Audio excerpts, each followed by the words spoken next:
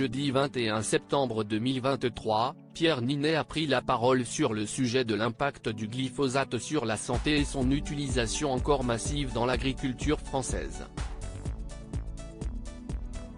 Plus précisément, l'acteur reproche à Emmanuel Macron, qui s'était engagé publiquement en 2017 à interdire l'herbicide, de ne pas avoir tenu ses engagements. Un acteur engagé.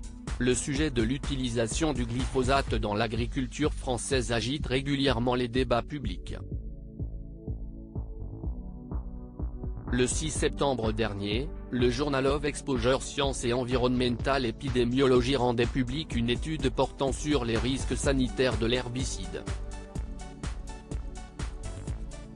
Pour la première fois, un lien a été identifié entre l'exposition au glyphosate et des dégâts neurologiques.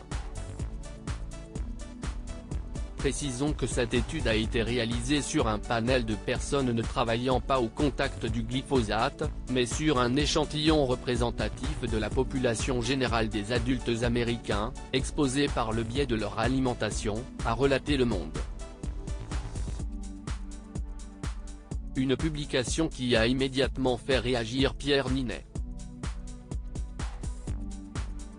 L'acteur incontournable du cinéma français s'est saisi de son compte X, anciennement Twitter, jeudi 21 septembre 2023, pour prendre la parole au sujet de l'utilisation du glyphosate.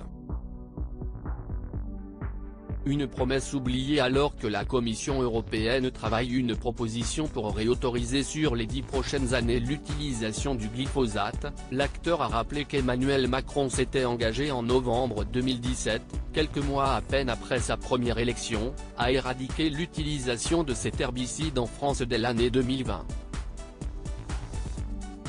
J'ai demandé au gouvernement de prendre les dispositions nécessaires pour que l'utilisation du glyphosate soit interdite en France dès que des alternatives auront été trouvées et au plus tard dans 3 ans.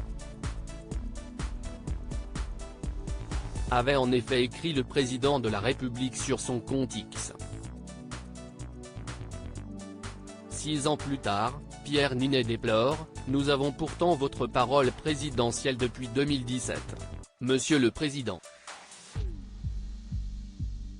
De quoi prouver que l'acteur ne se sert pas seulement de sa voix pour porter des rôles mais aussi pour faire entendre ses convictions.